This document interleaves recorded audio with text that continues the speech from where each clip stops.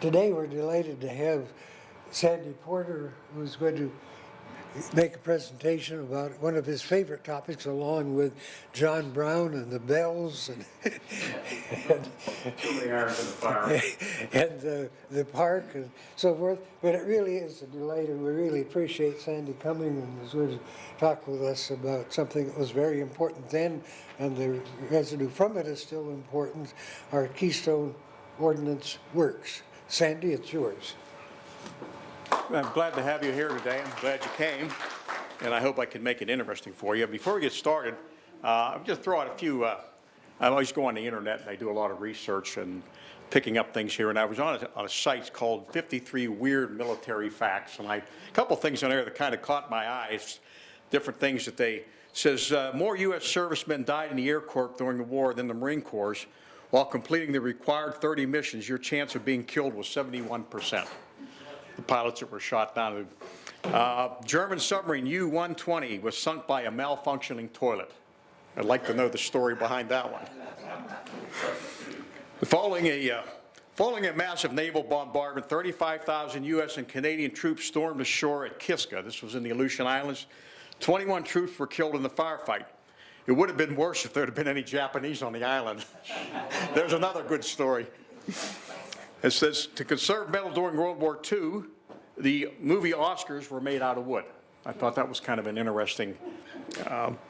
During World War II, the first bomb dropped on Berlin, Germany, killed the only elephant in the Berlin Zoo. During World War I, parrots were kept in the Eiffel Tower to warn of approaching aircraft. They could detect planes long before they came into the range of human lookouts. And a couple more here. During the 19th century, the Royal Navy estimated that insanity in its service was 7 times more than normal. This was thought to be because the sailors and Marines who had got drunk were constantly banging their heads in the confined spaces between the decks.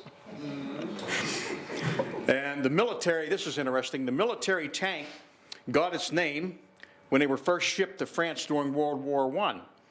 For security reasons, they were packed in huge wooden crates, which were supposed to contain water tanks, and the name stuck. I thought that was kind of an interesting. And I'll give you one more. It said, in France during World War II, a French resistance fighter shot and killed 2 German officers.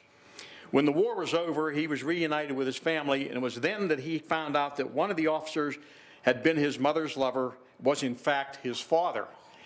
He also found out that both officers were brothers, which made the second officer his uncle. Today, I'm going to talk about one of the more interesting facets of the history of Crawford County. Quite an interesting, it's been forgotten. Do we have anybody here that worked at the Keystone Ordnance Works? Any former employees? When it was a pheasant farm. When it was a pheasant farm. It's been a lot of things. And we're going to talk about that today, the Keystone Ordnance Works. Read you a statement here. It said, Lieutenant General Evan Campbell, Jr., he was the chief of the ordnance of the Army from 1942 to 1946. And he proudly stated this, from Pearl Harbor to VJ Day, the industry ordnance team furnished to the Army and 43 foreign nations 47 billion rounds of small arms ammunition and approximately 11 million tons of artillery ammunition. Between 1942 to 45, 71 million rounds of other ammunition caliber spilled from the Army munitions plants. This is one of the most important industries during the war. If you don't have ammunition, you can't fight a war. So the ordnance was an important facet of the Second World War.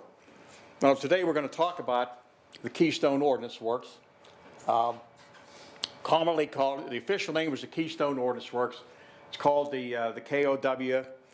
The local people refer to as the TNT plant. But the official name is Keystone Ordnance Works. I had one woman thought that was a campground. Another one, KOW, he thought that was where they sold chicken. So I had to clarify that for her. Now, what I've done, I put together a program for you. The hardest part was condensing it into an hour program. What I want to do today is give you a general overview of what the Keystone Ordnance, what it was, basically what it did. You can get into a lot of different facets It's very complex. You can get into labor relations, you can get into relocation, you can get into the actual manufacturing of TNT, a lot of different things. What I try to do today is condense it into an hour program to give you a general idea of what it was and what they did there, so that if somebody would come up to you and say, do you know anything about the KOW, you can say, yeah, I do. So what the plant was Keystone Ordnance Works. They manufactured TNT, trinitrotoluene is the official name for it. It's a tongue twister, so it was commonly referred to as TNT. Now, they were using, there were other explosives were being used during the war, but TNT is an explosive that they favored because it has great shattering power.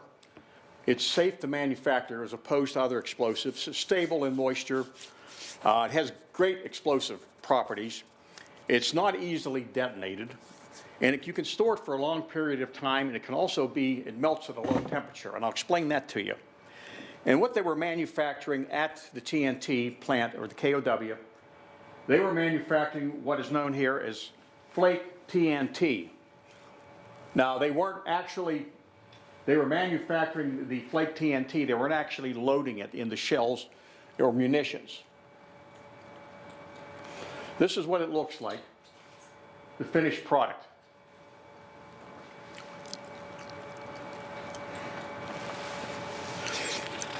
Now, to manufacture TNT, the basic chemicals, and I'm not going to get in, there's a lot more involved, but your basic chemicals are toluene, liquid ammonia, nitric acid, sulfuric acid. They're your basic components. There's a lot more involved.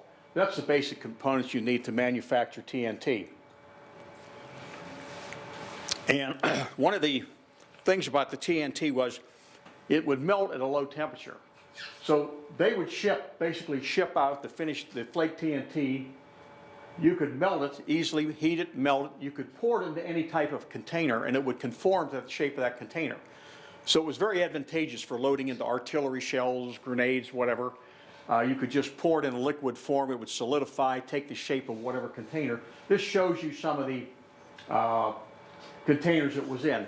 Now, I'm going to show you today some photographs. Some of them were classified.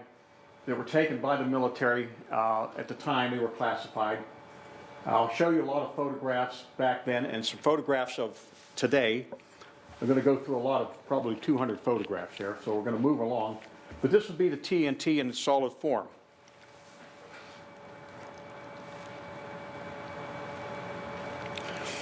Now this is a plant, there was a munitions plant in Eldred, PA. And what this shows you basically is them loading, those are our mortar shells. That's the TNT, the flake TNT that they melt. And they're actually pouring it into a liquid form into the shells. And there's using a machine.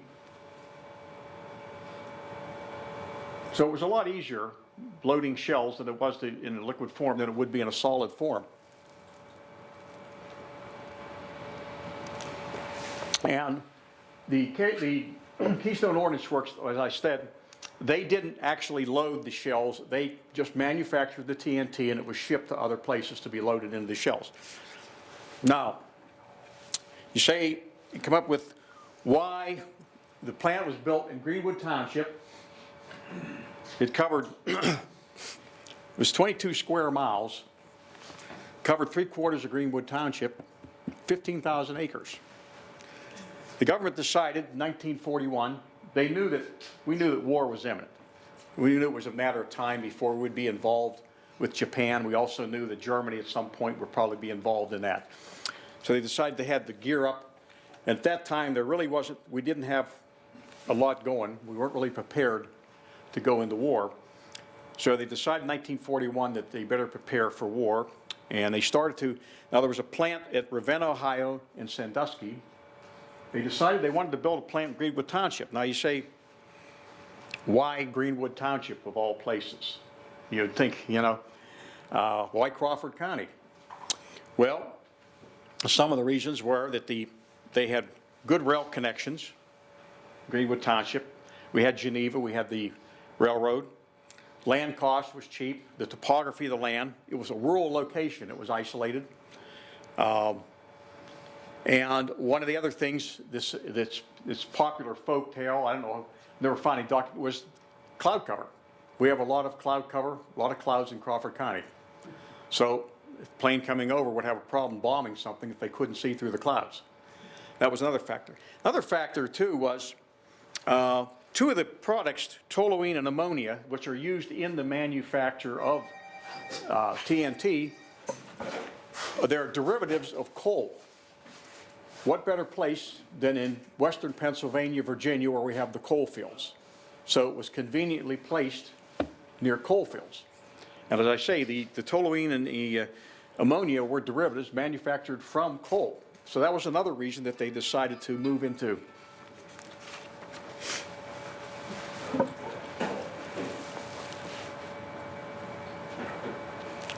So we have here, this is Greenwood Township. I'm sure you're all familiar with where Greenwood Township is. Today would be known as Keybert Industrial Park, amongst other things.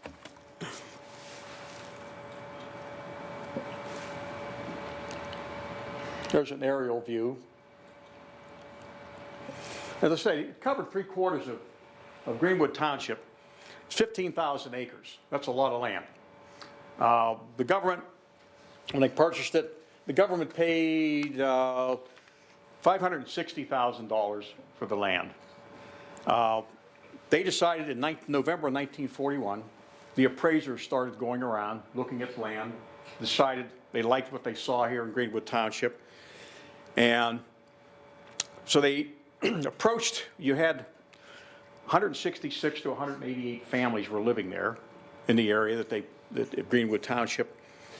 So they went to the people and they made them an offer, and I'm oversimplifying it, but they offered them to buy their land. Some of them didn't feel it was a fair price, didn't want to move. Other ones did. The ones that protested, they were told condemnation procedure under right of eminent domain is used only as a last resort, which basically they were told either you take our offer or we're going to take it by eminent domain. You're going to lose it either way. That's the long and the short of it. Some of these families were approached in December. Some of them only had 15 days to move. Some of them were given, the others were given until the spring of 1941. 42, I should say. They had to move in the middle of winter, sub-zero temperatures. They didn't get a lot of assistance. It was basically neighbor helping neighbor. You can imagine how traumatic it would be if somebody came to your house today and said, you have to be out of here in 15 days. You can just imagine what you would feel like.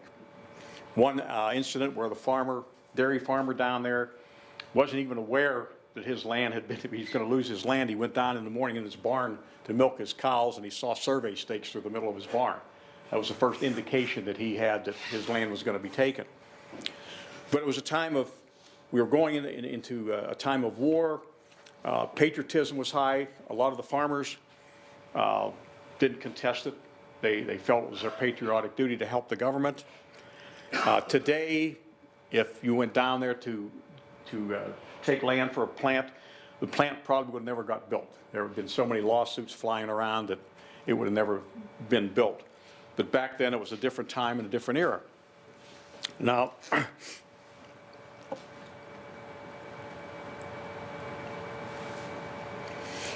they say one photograph's worth 1,000 words. Here's an article from the Pittsburgh Sun-Telegraph. There's a gentleman here that just lost his land. Imagine he's been raised there all his life, second, third generation family. He gets the word that, okay, we're going to auction off, your land's going to be gone. So it's kind of an interesting photograph. Now, a woman by the name of Leanne Rung actually did a research paper. It's in the Mercer County Historical Society. She did a whole study on the whole relocation process, what was involved. She went out and interviewed a lot of these people. Later on, at the end of the war, some of them were allowed to come back and repurchase the properties.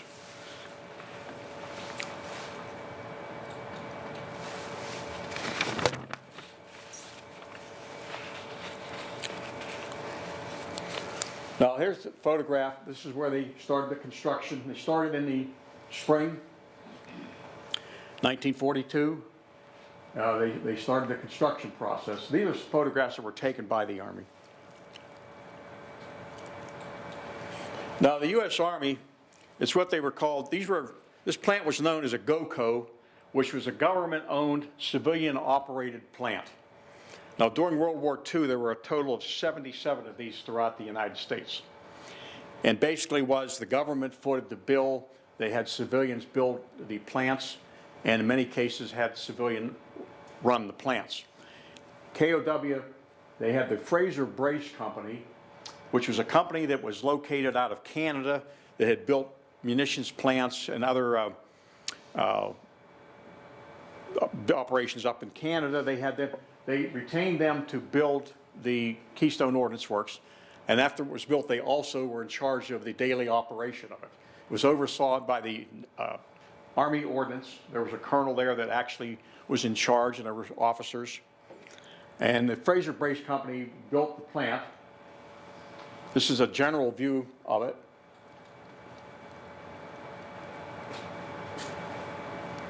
There's another aerial view. Now, the plant was broken into areas, different areas, and I'll show you those in a minute. This is what they called the TNT lines. These were actually lines, and they were independent. This is where the actual TNT was manufactured. And they called them lines. There were 12 of the lines. During the war, there was 8 of them that actually got into full operation. And they would start, and I'll show you here a more detailed.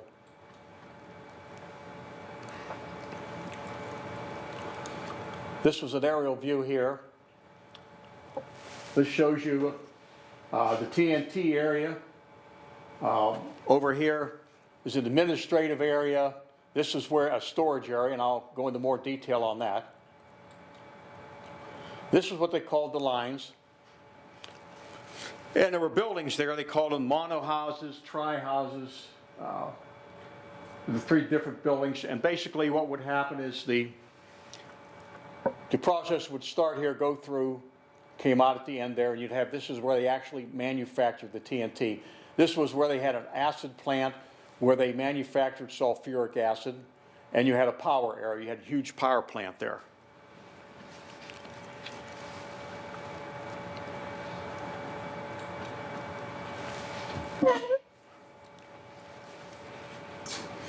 These would be your lines here, the manufacturing lines. And of course, here's your acid area. Here's your power plant. They had labs.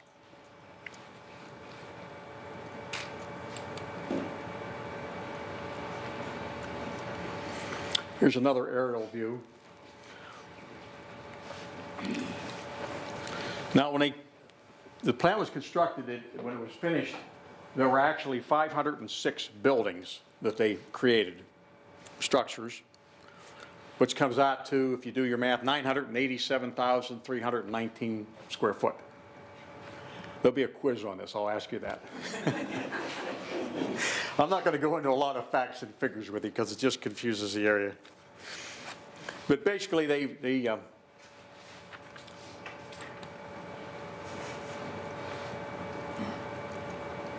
here's another view of the general administrative area.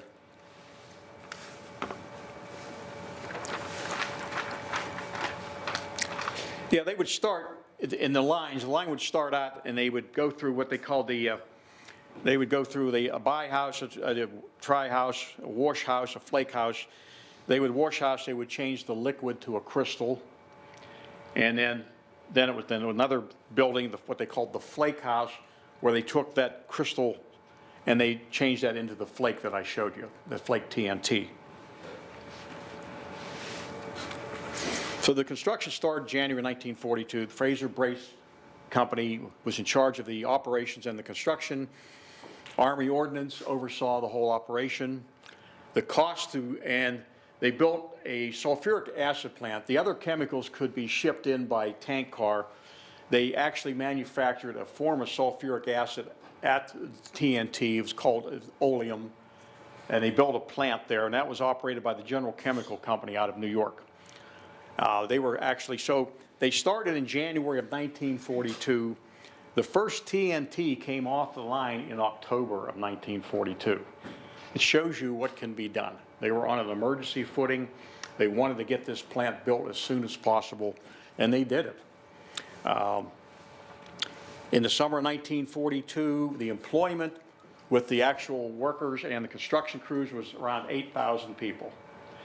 When it went to normal operation, it was down to around 2,500 people. The average wage in Crawford County at that time was probably around $11 a week. Talked to one woman who was a telephone operator in Meadville. She was walking down Chestnut Street, and a recruiter went up to her and approached her and said, would you like to work at the Keystone Ordnance Works? We need a phone operator. And she said, well, what are you going to pay me? He said, well, $25 to $26 a week. No brainer. She went, you know. She doubled her salary.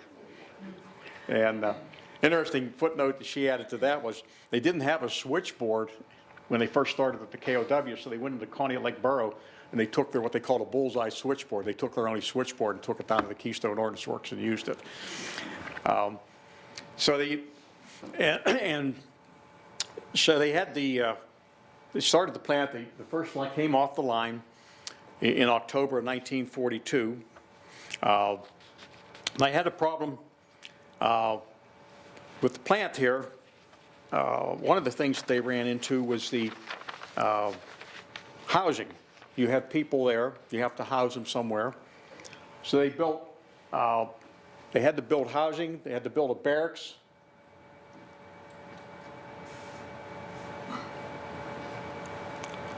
This is another overview.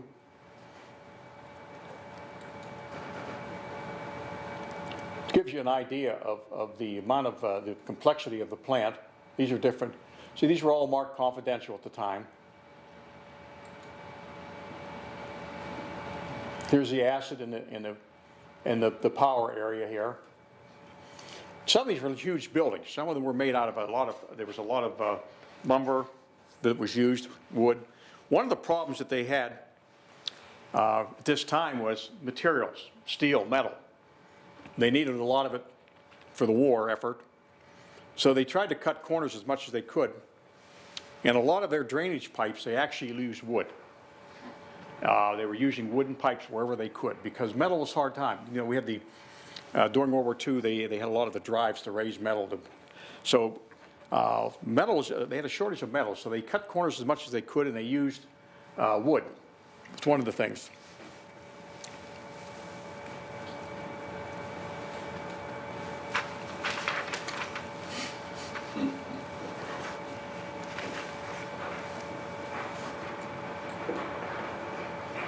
There's the main gate, the entrance gate, the work safety program.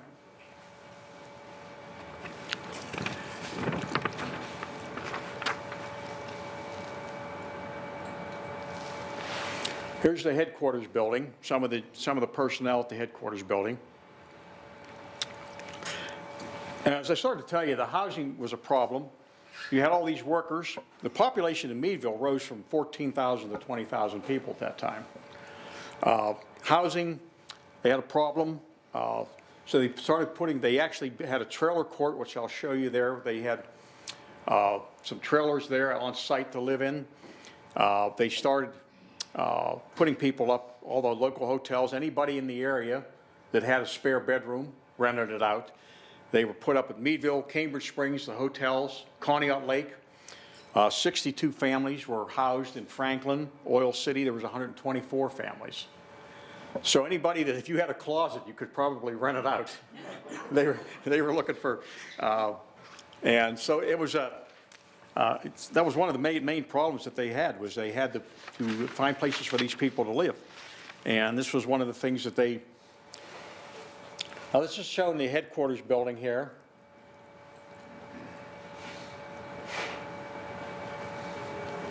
This would be the administrative area. You had a cafeteria here. You had the administrative building. The cafeteria, from what I was told, the food was excellent and it was cheap. And most of the people that I've interviewed, probably a dozen people that were former employees there. The youngest was 87, the oldest was 97. And they all were pleased working there. Now they did have a problem. They had a problem getting men to work there because they needed a lot of men, they needed them fast. And one of the problems they had was getting them there. So they went out and they recruited. I did a lot of recruiting. They went to Ohio. They even went as far as Pittsburgh to recruit people to bring them in. And it was a problem. Now the Greenwood Town, another thing that I'll point out to you.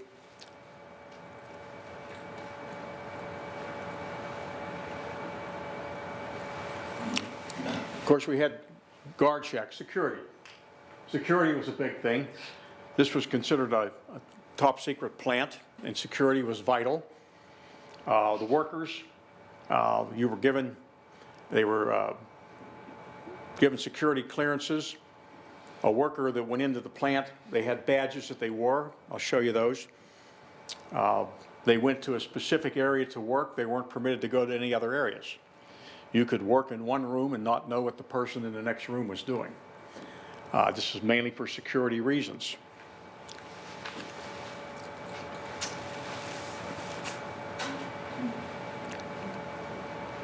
Looks like that picture was taken just down here.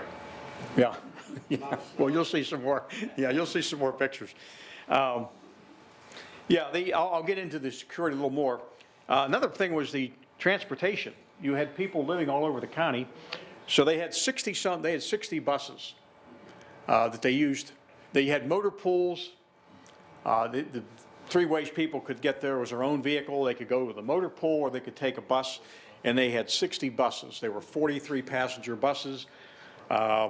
The buses basically looked like our school buses today, except they were painted green, and I'll show you some photographs of those. And they transported one year 165,466 workers, a total distance of 150,736 miles without an accident. Write this down, there'll be a quiz. Just a statistic. So they were transporting them by bus. They would have people go, motor pools, they would go to Linesville, they would go to Erie County, even to Pittsburgh. Generally, they tried to stay within a 50-mile radius if they could. Now, the plant also, one of the things in the manufacturing of TNT, and I forgot to bring this up earlier, was you use enormous amounts of water. Water is a critical element in making TNT. You have a chemical process where it generates heat. You need water to keep it cool. It was critical when you're manufacturing TNT that it didn't get above a certain temperature. And they used a lot of water. Manufacturing, they needed 25 million gallons of water a day. It's a lot of water. Could fill up a lot of swimming pools. But they did have, there were 18 marsh wells, 6 underground reservoirs. They had a lake. They had a 100,000 gallon elevated tank, which I'll show you, which are still standing. They had 3 75,000 gallon tanks. And basically you had Geneva Marsh and you had French Creek there. So you had an ample water supply. They put over 100 test holes around in the Geneva swamp. And even today you can see some of the wells that are still there. So the water was a critical part of it. Now, one of the things with the plant here, obviously, you have a munitions plant, you don't want fire around. So, no matches, no smoking. Now, we're talking about 1940s when everybody smoked. John Wayne was advertising cigarette, everybody had a cigarette. And so, to tell people that you had to work in a plant for 8 hours and you weren't allowed to have a cigarette, that was a tough one. But they were not permitted. They were issued coveralls. The coveralls didn't have pockets in them. If you got caught smoking, especially in the manufacturing areas, if you had matches, you could be immediately dismissed. Now, other areas, you'll see here the sign there.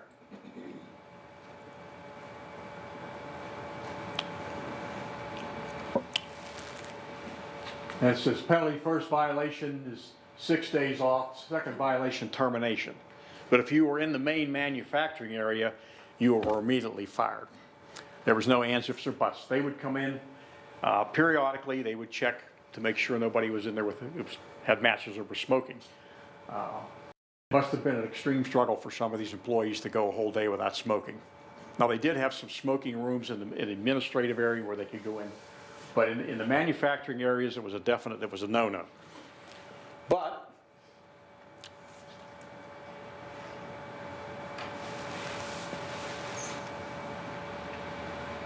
there's always an exception to the rule. There's always the 10%. I'm hoping that was staged, there wasn't anything in those boxes. You know, I don't know. But there's always that 10%, you know?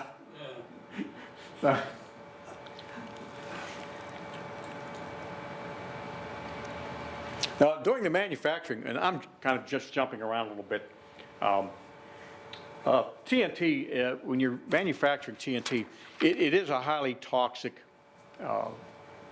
chemical. The workers had to follow certain procedures, safety procedures, which they did. One of the problems in talking to the women, and I later read, was that the women would go in there, if they didn't wear any hair covering, or hats as they were issued, you could go in there as a blonde and come out as a redhead. It would change the hair color. And they finally started to learn to wear covering on their head.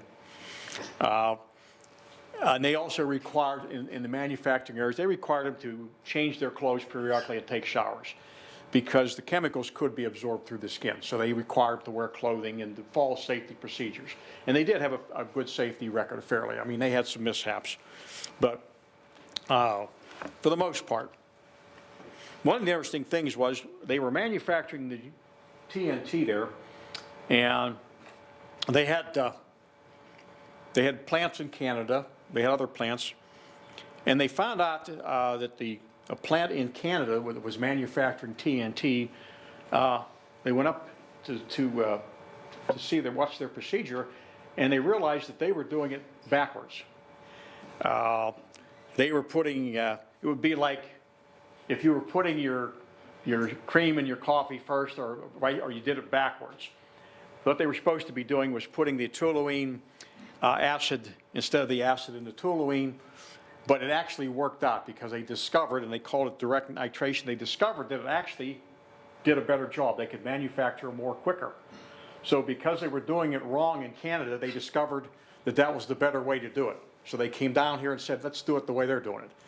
And they increased their manufacturing like 3 times because it didn't take as much time. And it was through a mistake that they came across this. Now this is typical Crawford County. Look out the window.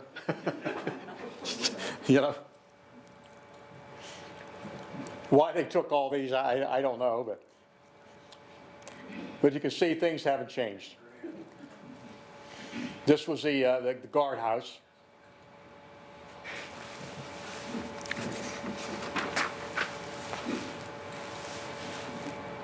Some more snow scenes. This has been the TNT area. Now they had about 75 miles of fence around the area. They had an outer fence and an inner fence there. They had probably 34 sentry towers. So you had a lot of security there. Now during World War II, and this was something I didn't know, was they actually had German prisoners of war down at Camp Reynolds, down at Sharon. I remember that. And they actually, at the Meadville Malibu Iron Works, they had 34 German POWs that worked there. I've actually have photographs of them.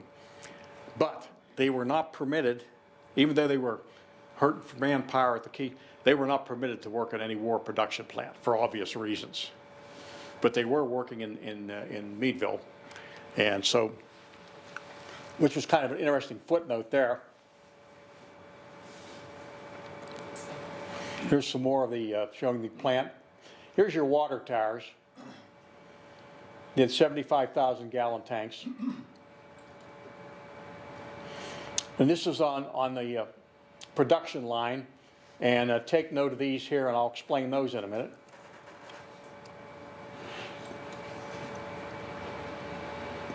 This was the fire department. Now they had, you know, they were required to have, they had a fire department, and they had a hospital there. They were required to have these. It was definitely the thing that they had to have.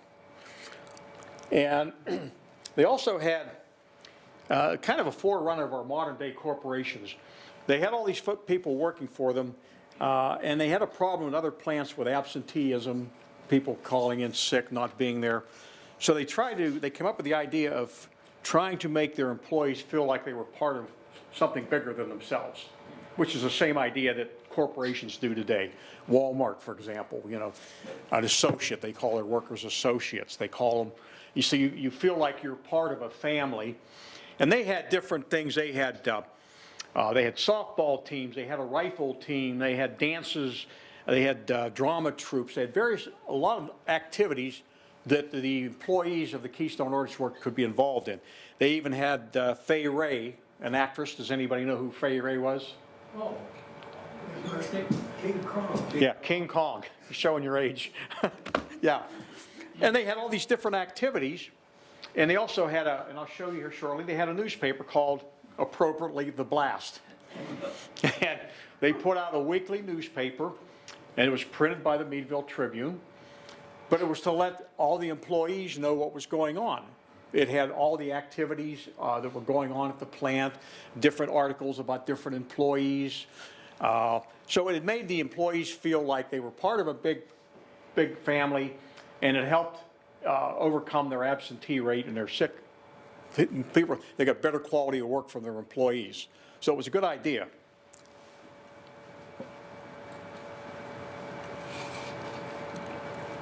My grandfather, after the war, was in the fire department. Was he? He was in the Navy, and then right after the war, he was in the fire department. I have the helmet at home, his fire helmet. I'll talk to you later. We'll talk. My dad was a guard there, too. Was he a guard? I still have, All right, I'll show you some photographs of the guards. Yell out if you see your dad in there. I had one woman go, "That's my dad." This is a water cooler. Now look at the size of the water cooler. Now you see these on top of roofs of buildings and that, but look at the scale of the cars. I mean, we're talking big water cooler here. Typical, everything the government does is on a big scale, large scale. Here's some of the other buildings, the administrative buildings. These are various buildings. You could almost do, on each one of these separate buildings, you could do a program on each one of these buildings, what their function was. So some of them were, there's some more of these toluene tanks, ammonia tanks, some of the line. This was sulfuric acid houses. When BBG started up there, their office was one of the houses for the employees. I guess they call it barracks. Yeah, barracks. Well, the other thing is Morgan Village, Morgan Village was built as a result of the Keystone Ordnance Works. They needed a place to, and if you look at Morgan Village, you look at the way they're constructed, it looks like a military barracks. And I was unaware of that until I started doing the research on it. And like I said, they were even staying at the cottages at Conneaut Lake, Bartlett Hotel, wherever they could find a place to stay. I talked to a couple of the older folks in Geneva, and they said, yeah, they had little one-room storage, and they were renting it out. You put a bed in there, they would rent it out to an employee to stay.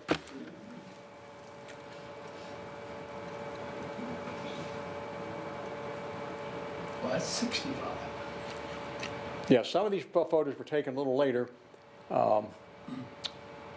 Gives you the variety of buildings, the construction. Some of these buildings were made out of concrete blocks, some of them were made of wood, some of them were made of metal. Now this is the power plant.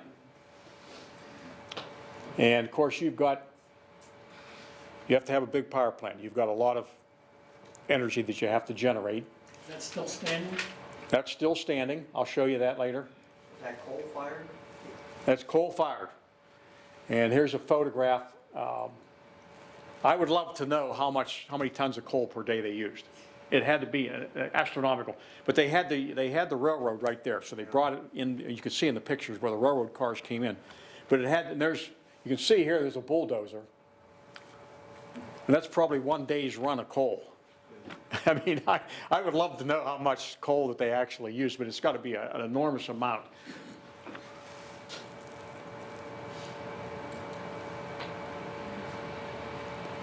Now, this is obviously you have ammunition. What they would do with the ammunition is the flake TNT would be put into 50-pound boxes, wooden boxes, and it would be shipped by rail or by truck. And of course, you had to have a place to store it. You didn't want to store it close by because if you had an accidental explosion. So they had 2 miles be southwest of the plant. There's an area down there. And they had bunkers that they made. Igloos. Called the igloos. They were commonly called the igloos because of their shape.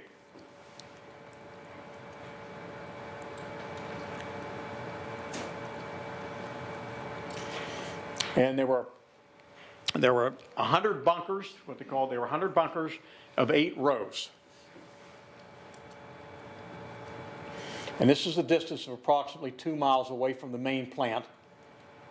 Here's the rows. They were lined up in rows. They were staggered so that if there was an explosion in one bunker, it wouldn't set off a chain reaction. And the way they were constructed, here's an aerial view. This was taken several years ago. Here's what the bunkers look like. Now, the bunkers were made of concrete. There were 90 tons of concrete per bunker. That's a lot of concrete. And they were 27 foot wide, 60 foot long, approximately on an average a foot thick. The floor was about 4 foot thick in them. They were designed with the 3 of the walls were concrete, the floor was concrete, this was wood, and they had earth pile around them. The idea being that if it was an explosion, it would project most of it upward. You didn't want to have a chain reaction, so they were designed to explode. The explosion would be directed mostly upward instead of outward. And they were staggered. And hence you can see where they came up with the idea of the igloos. And these are photographs taken a few years ago. They're still in existence. And some of them are good old American ingenuity. Some of them were actually sold. They were, back in the 50s, they sold some of them. And they've been used for a variety of purposes. Here you can see the concrete walls. Now, some of them are they originally were. They're still. A few of them are still living, aren't they? Yeah, there's actually, I'll show you here in a minute, there's actually people that built their homes on top of them. I mean, what better foundation could you have than a concrete? Years ago, we had a problem. We had to chase people out of there because they were living in them. But you figure they're cool in the summer and they're warm in the winter. You got concrete, a foot of concrete, you got earth around it. Ideal place to stay. Did they have their own batching plant down there to make all this concrete? Yeah, they did. They brought it in. It's like they had their own sawmill. They used, I forget how many thousands and thousands of feet of lumber. In fact, they ended up with a shortage of lumber. Yeah, they had their own sawmill down there. The plant, for the most part, was fairly self-sufficient. Now, here's somebody that built a house.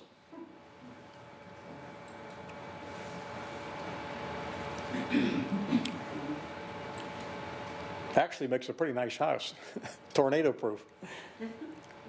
But just to give you an idea, of course, Greenwood Township, not to be outdone,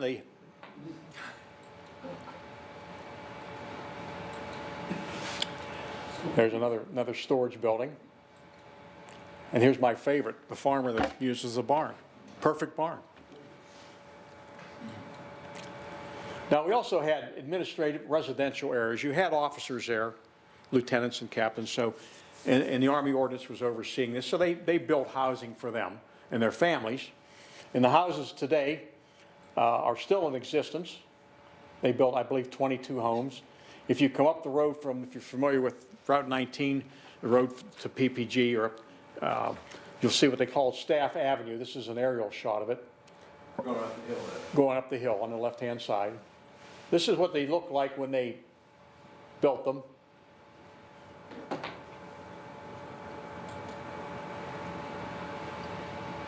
Now, Spartan by today's standards, but back then these were quite These were built specifically for the officers and their families. And these are the houses today. They're still there. They're privately owned. And of course, they've been adapted and modernized to some degree. But if you went down there today, this is what they look like. Now, this was a trailer court. They had trailers there for some of them. Now, these are some of the trucks or the vehicles that they used. They're 1941, 42. They liked Chevy trucks and GMCs. And they were used for various things, for patrolling around the area. They used the vehicles. Some of these were the GMC. These were GMCs. They were ambulances for a variety of reasons.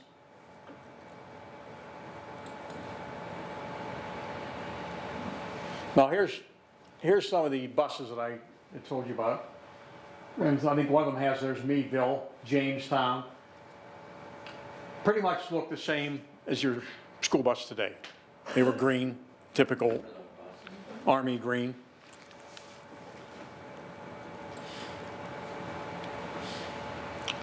Now, here's an interesting facet of it. You had the train tracks. That was one of the reasons you had the railroad right there. And I was unaware of this, and was brought to my attention by the archivist at General Electric. The General Electric actually built 3 locomotives, or diesel locomotives, specifically for the Keystone Ordnance Works. Here's a thing. There was 80 tons shipped, 1942, a 65, 1943, and 1945. Here's a photograph the General Electric took of one of the engines that they made for specifically for the Keystone Ordnance Works. Here's a close-up of it. And this locomotive was built by General Electric in 1942. And amazingly, that same locomotive is in the South Branch Valley Railroad, Moorfield, West Virginia, correct? Right. And it's still there. Now, whether it's being used, I don't know, but this is a photograph of it. It's the same engine. It's been used for a while in what's called a tourist railroad. Oh, it still was used? Yeah, the line is 50 miles long, but they only had a short run that they go back and forth. But from what I understand right now, it's out of service. Yeah, it would be a nice thing if we could bring it back up here, but that'd be a major project, I'm sure, to bring it back. But it's kind of interesting. Now we have women in the lab. Now, an interesting thing was that the equal opportunity employer, Keystone Ordnance, World War II's going on, men are off fighting the war. Got a shortage of manpower. So women. They hired women. A lot of the women worked in the labs. The women there, they needed them right away. So they took women out of women that were out of high school that had some chemistry background, and they sent them to, I believe it was about a 6-week course at Allegheny College. And they were basically taught a hands-on specific task to do. And they were trained and put up at Allegheny College for a 6-week period. And then they were sent to work in the lab.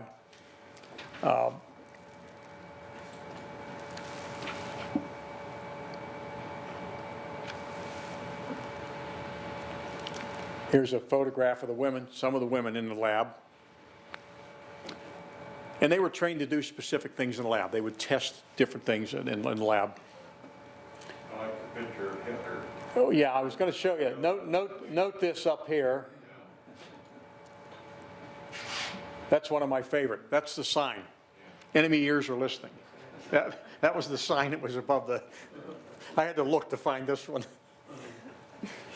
That's kind of... And that was critical.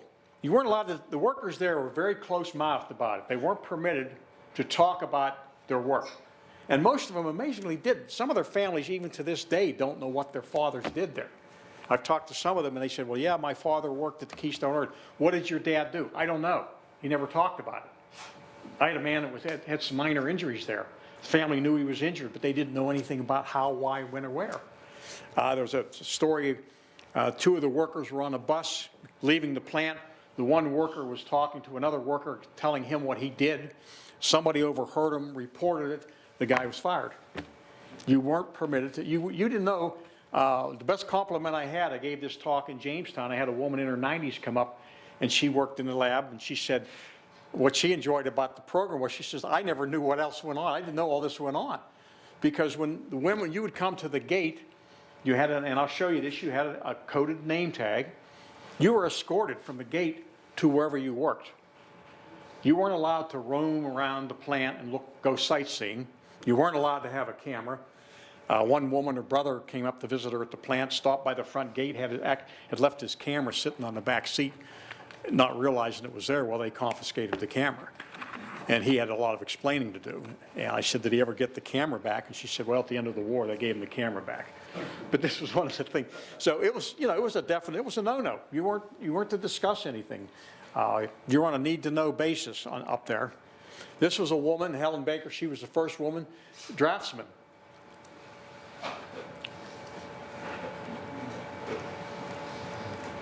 Okay, now we get into the Keystone Ordnance Guard. Obviously, you've got to have security. And security was tight. They had 3 companies of 100 men each. They had a 1,200-man barracks there that they used. Now, they had to patrol an area. You had 15,000 acres of land you had to patrol. They patrolled it by jeep, by truck. They had some motorcycles there. And they also came up with the idea of using horses. And I'll show you here.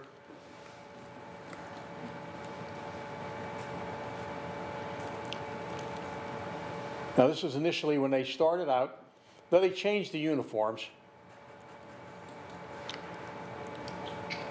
You see there's a woman right there. And they were given training, basic training. This fellow right here looks like somebody I wouldn't want to get mad at me. He had his property taken away. Yeah, probably. It's probably somebody that, and this was their uniforms, and you'll notice there's a similarity there between a state police uniform and very close similarity. They decided they wanted to use, for patrolling area, the mounted troop. They brought in 48 horses. The cavalry sent some men up to train them how to ride the horses. And going to use them as a patrol. And this is one of the local, this was Lyle Horn. He was a local fella. His son gave me these photographs. He was with the mounted troop. But they had a few problems. Some of these guys never been on a horse. They had a few problems. It didn't work out as well as they expected it would. They ended up going back to the motorcycles and to the, there were a few problems there. And this is showing them, the Guardettes, they had a 3-day training school. This was Guard Ewing.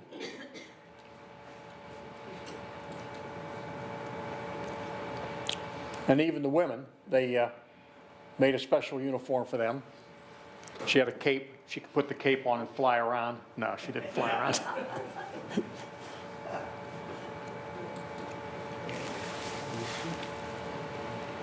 And this shows them, now they were packing, this would be the flake TNT. This was, they put it in 50-pound boxes. This is the way they would ship it. The boxes would be lined.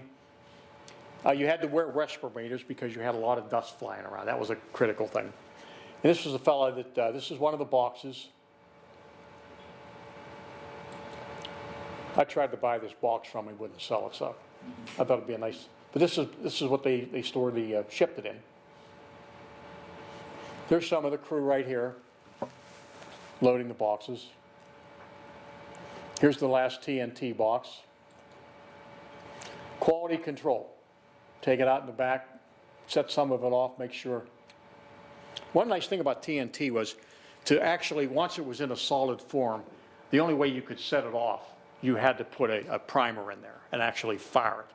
So it was safe, relatively safe to handle, as opposed to other explosives, nitroglycerin or other, which is another reason that they liked the TNT.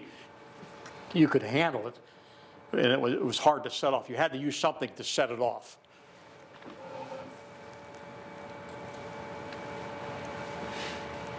Here's some of the boys on the explosives team. You notice no pockets in the coveralls. You couldn't hide your cigarettes in there. This is some of the trucks that they ship with. And these were called angel wagons for obvious reasons.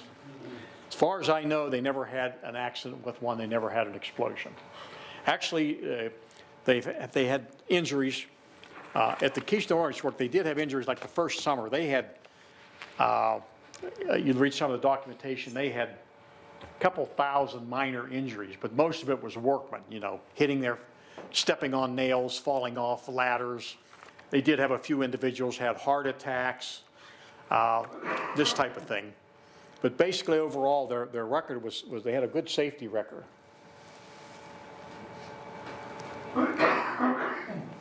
Now this is showing them,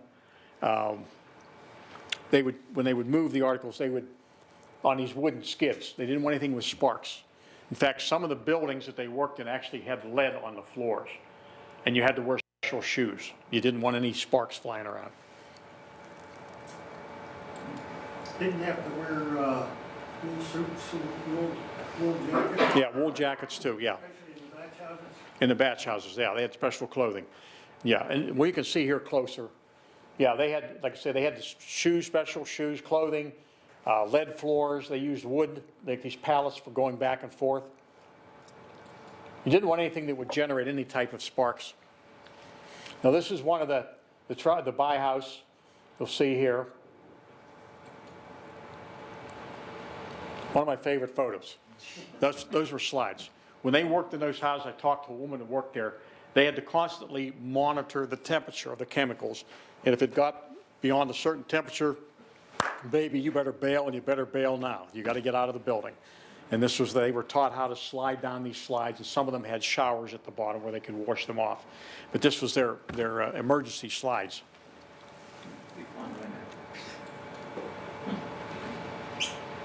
Here's some of the supervisory personnel, some of the workers.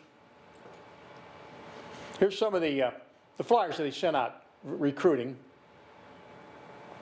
And look at the different jobs they had there. You know, you had a car washer, you had secretaries. It was pretty self-sufficient at the plant.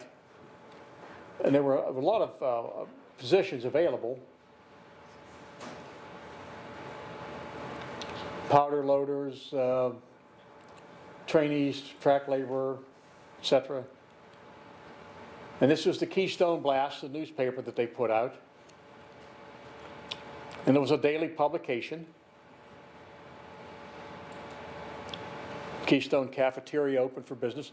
And it really kept the employees involved with each other. They knew what was going on. You could read, you know, who was doing what, when, where, and how. Here's the hospital, a 10-bed hospital.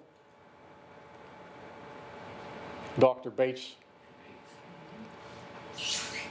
kind of Spartan by today's standards, but you know, back then that was, and as I said, you had to wear a badge.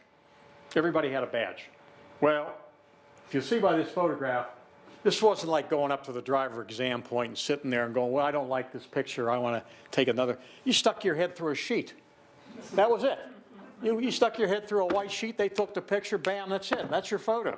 You didn't go back and go, well, I don't like that one, can you take another one, you know? Or I didn't have my makeup on. That was it. And as you'll see, as you can see by the, they weren't very flattering. You know, look, this looks like a prison picture, you know? But the point was you had a photograph, you had a number, the badges were color-coded. You could go certain areas. I mean, it was... That wasn't your dad, by the way, was it? Yeah, and then this was a badge that probably somebody in administrative that says all restricted areas. And there was some supervisory position where he was allowed to go in other areas. An interesting part was there was a fellow here when I gave the talk. He was 14 years old at the time, newspaper boy, sold the Post-Gazette. He would go in every morning at 6 o'clock in the morning, go into the Keystone Ordnance Works, and it took about 75 newspapers with him, and he sold newspapers. And he was allowed to go anywhere. The guards used to razz him because they said, we can't go here and there, but you can go anywhere you want. He'd get on his bicycle and ride through the whole area. You know, so much for the security end, you know.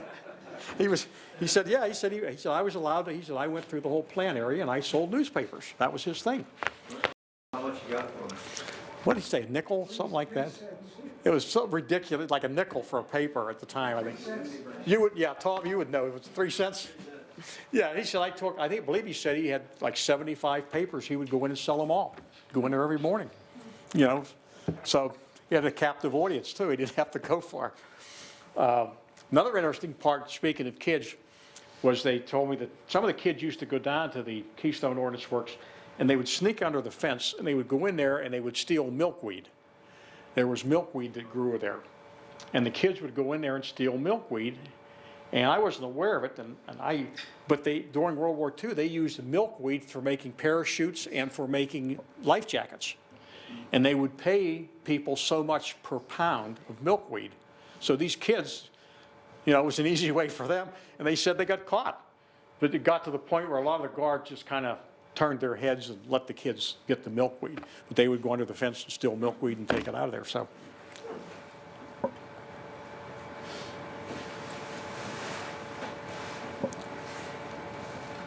Here's another. That kind of looks like a Lady Gaga hairstyle there. I don't know. These were some of the farmers. Some of the farmers were allowed to come up on the land and farm. They did let them come up in certain areas and put crops in. And they had to have a special pass. Interesting. I did this talk a year ago, and a fellow came up. And he had 2 of these identification badges. One was his father and one was him. And I looked at it and he said, yeah, that was me. He said, I was 8 years old at the time. I said, you were? He would come up with his father and they would cut the grass between the fence lines and he would help his father. So they gave him a badge. He got a pass. He got to work with his father at the Keystone Ordnance Works. Now, of course, World War II cost a lot of money. They had to raise money. They had bond drives constantly. If your company participated and you got a certain percentage of your workers bought bonds, you got awards and things like that. This was a bond drive. They had the Keystone Ordnance Works. They brought in a Filipino singer, a veteran flyer that lost his leg, Mrs. Gonzalez. This was one of the speakers. They held this bond rally at the Keystone Ordnance Works. So these photographs are at the Keystone Ordnance Works. They're holding a bond rally. And they would have, as they say, they would have various servicemen get up and talk. They had this woman would sing. Or didn't they close the Keystone Ordnance Works and remove everything to Ravenna and then turn around and reopen it back up again?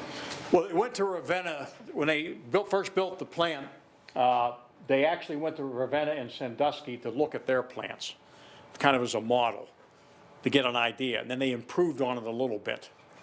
But none of it, what was here, never went to, as far as I know, went to Ravenna or Sandusky. Now, Ravenna is still in operation over there. Right, but did they close it and then reopen it back up again at Keystone Ordnance? Yeah, I'll get into that. They did. Jumping ahead of you. Excuse me.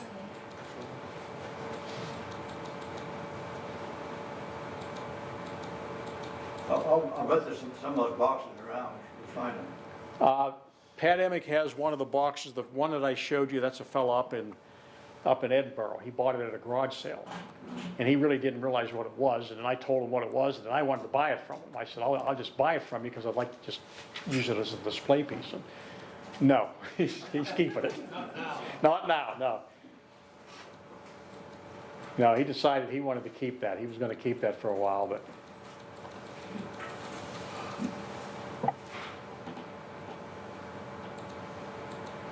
Yeah, when you're working with computers, they can be. I was doing one in Jamestown, and they had a screen in there in the middle of the program. It was an electric screen. It had an electric power source. The screen went up. They couldn't get it back down, so we used the wall. Here's another thing where we started. We'll get back to where we were. Here was another thing. They always came up with different ideas to raise money. One of them was to send your name to war, TNT. You put your name on a box. You'd like that, Frank. And here's now you can see the buses in the background. Here's your military, and you can see these are the buses they used to transport. Now, one of the things that they did was, if you know your history, December 7th, you had 5 Japanese submarines trying to penetrate the harbor, Pearl Harbor. One of them got through, ran aground. The one crewman was killed when they captured the submarine. It was the HA-20, I believe is the name of it. And so they came up with the idea, the Navy, of course, took it apart to see what they could find out. They came up with the idea of, wouldn't this be a great fundraiser to put this two-man Japanese submarine, put it on a flatbed truck, take it around the United States and charge people to look. They put a plexiglass window in it, and they would take it around the United States on a tour and park it, and you could pay a quarter, 50 cents, whatever, and go up and look inside an actual Japanese submarine. And so they did that, and this was an article that was in the Keystone Blast, but amazingly, a fellow showed up at the Historical Society, he was 87 years old, said, I have these photos that I took, and I was going to throw them away, would you be interested? Well, bingo. He was there at the Diamond Park in 1943, and here's the Japanese submarine. They brought it to the Diamond Park. And see, there's a platform here. You could walk up to the side, you could look inside the submarine, and you could see the inside of a Japanese submarine. And you had state police here, you had the military. And these were photographs that he was going to throw away. There's by the stone church. So that was kind of an interesting part of the history. Now, you getting back to your question, the KOW was in operation. It started in October 1942, and it went till February of 1944. And what happened was their production, they were producing 600,000 pounds of TNT per day. That's an amazing amount of TNT. They got so much TNT they were putting out that in 1944 they said, we have to stop, we're getting stockpiled on it. So they went to February 1944 and they said, okay, we're going to temporarily shut the plant down. We've got more TNT right now than we need. So they did. Then in October of 1944, they reopened the plant and they went till August of 1945, which would be VJ Day. Actually, they were in operation, full operation, you could say 15 months was their longest period of time. But you figure they were putting out 600,000 pounds of TNT per day. That's a lot of TNT. But they did. They had to shut it down in 1944. They said, we're getting stockpiled. We can't handle it anymore. So that was the end of that. Can you imagine how much that cost to build that for that 15 months, even back then? Oh, back then. And so in 1919, it was decontaminated. The end of the war was decontaminated by the government, $45 million. They went in there with flamethrowers and they did the whole cleanup thing. 1964, in 1965, in March of 1965, it was the government, they kept it in mothballs up till then. They had a crew of about 70 people there. I don't know if you know Wally Mason worked there. They kept it on a kind of a mothball status. They just stayed there. They kept up the heat in it. They kept up the maintenance until about 1965. They sold it to the Meadville Area Industrial Complex for $500,000 in March of 1965. In April of 65, it was sold to Paul Keebert. Story goes, Paul Keebert gave them the money to get it, and then he got it back. And of course, Paul went in there, and just the road fill and the blacktop, recycling the blacktop, probably got his money back right away. It was a no-brainer there. And then it was changed to, and here's just some photos showing you the auction they had in 1965. They had a large auction there. General Chemical Corp out of New York came in, they bought it. They spent about $500,000, bought up a lot of the tanks. I'm going to go through this fast. Just showing you some of the material that was sold. Just the scrap value of that alone, the metal scrap would be worth millions. Did Paul start pulling up the railroad track too? Yeah. Now, some of the track's still there. The slag was really, Yeah, they had a problem when they were building this. One of the problems they had was the ground was sinking. They brought in, millions of tons of slag road fill. And this is one of the things I understand that Paul Keebert did. He got a lot of that out of there and resold it, and he recycled the blacktop. So, I mean, he's getting his money back real quick what he invested in it. When Big G come in, they had to put the track in from, Stony Point. Stony Point, yeah. Well, today there's about 51 structures still standing there that are left. And there's stories going where they had lead, they've got a lot of lead buried somewhere down there. Supposedly, the other stories you hear, a lot of the trucks, when they closed it down, they dug trenches, pulled the trucks in the ditches and buried them. That's, different stories. Now, this shows you, well, I'm going to show you, and I'll go through these fast because we're running out of time. This is PPG today. This would be the, what's left of the manufacturing area. Here's where you had your power plant and your acid plant. And I'm just going to go through these. This is an aerial view. A couple years ago, I flew over there and took some photographs, and this shows you what it looks like today, to give you an idea.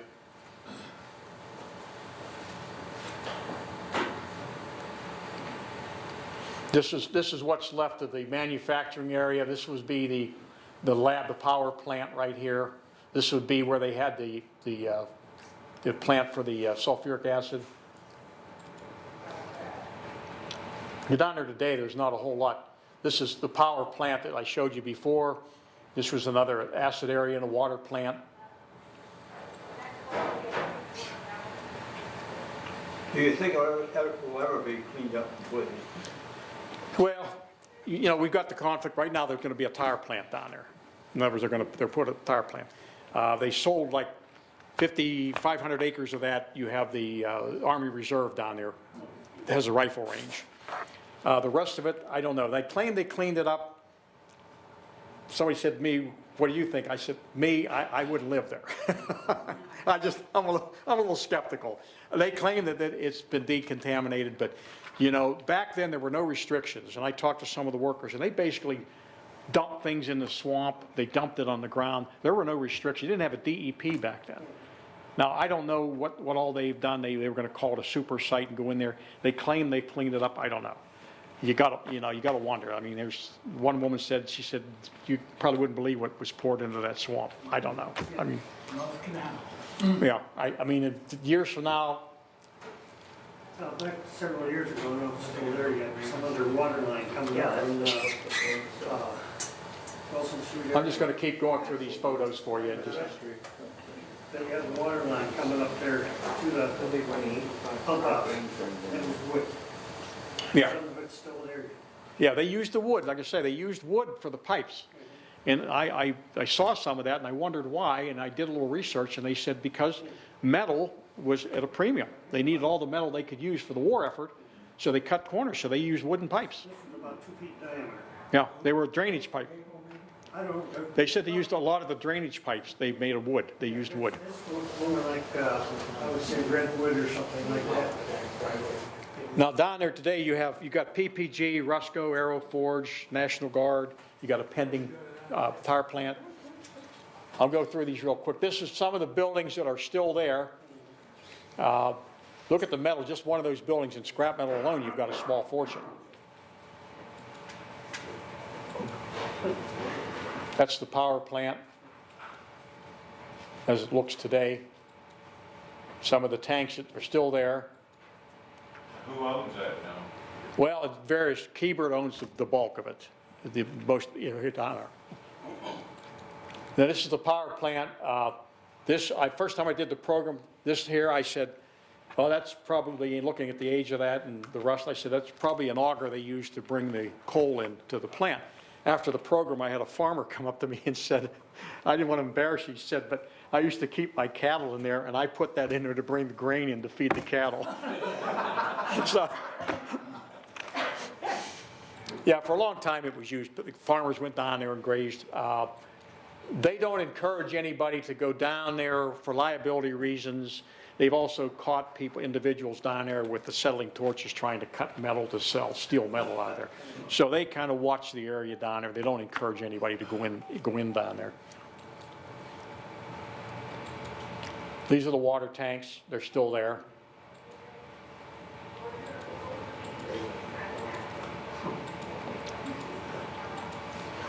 You can imagine the amount of wood to build a structure of that size.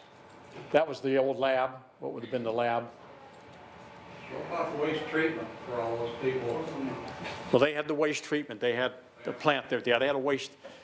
But you know if they had wood or timber there, if they cut there, or did they have to- I don't know whether they cut it there or not. I know they had their own sawmill. and they cut thousands of board feet down there. Now, whether they have brought that in from somewhere else, I don't know for sure. I don't think there would have been that much in Crawford County, because this was a farming community. I don't think there would have been that much timber around here, for that amount of timber. Probably would come from the Now, here's like 65 years of nails in a barrel, what happens to them. They become one solid mass. This is the, there's still a lot of underground pipes.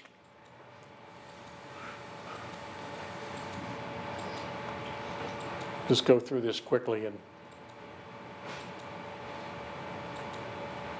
this would be PPG here. This is some of the original track. Look at the slag there. There's slag. Here's some of the warehouses, the original warehouses. They're still standing.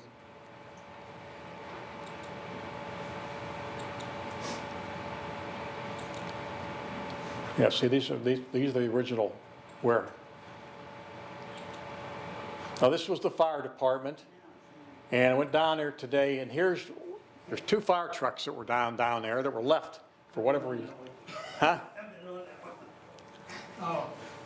And I don't know why they didn't now these were taken in 1992, and I took these probably 6-7 years ago. Look at them today, and why they didn't preserve them. I mean, they're 1941 trucks. Yeah, I mean, look at them today. I mean, yeah, I was amazed that they didn't store them somewhere and preserve them. Had a tough time getting out and running it. Well, they might. A real good mechanic. Yeah, well, that one, yeah. Well, they've been stripped down too. There's not a thing on there. I mean, of course, they've been used for target practice, but they're still down there.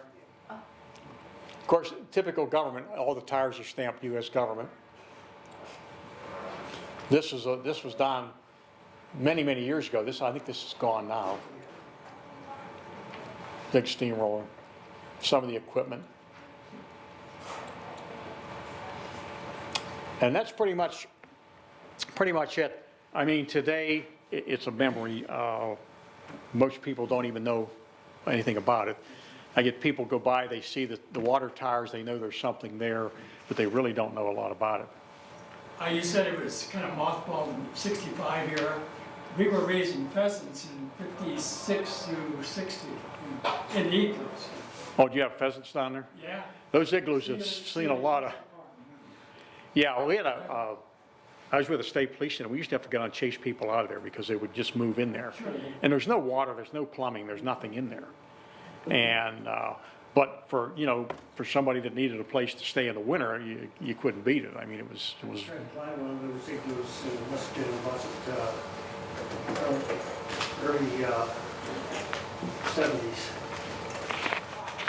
And $2,000. Is that what they? Yeah, I knew they sold. Yeah, they sold. There's probably several houses built down there. They sold some of them. So just basically, I hope to give you just a general overview so that when somebody mentions the Keystone Ordnance Works, at least you have an idea of what's there. You have any?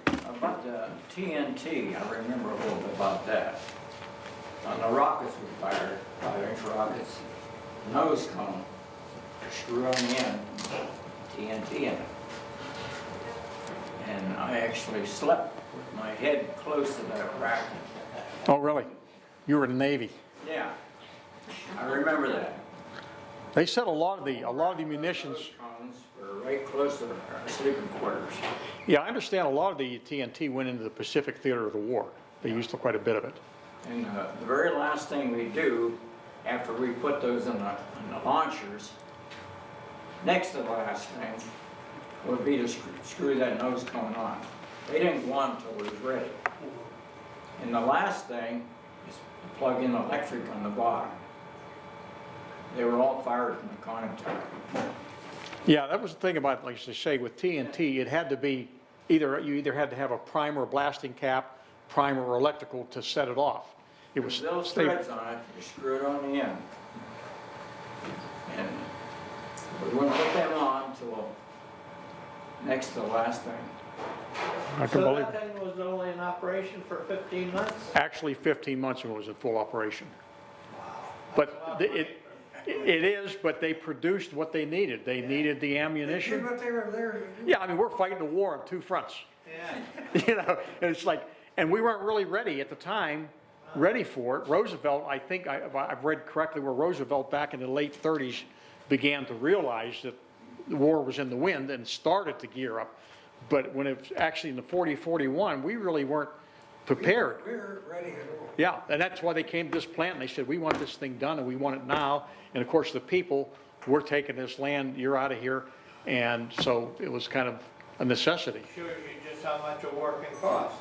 Oh, yeah, it shows you, and they did have, I didn't mention this, when they were building it, they had, and that's a whole different story, they had a lot of union problems down there because they subcontracted, and for a man to go there to work, you had to pay a fee to the union before you could even begin to work there.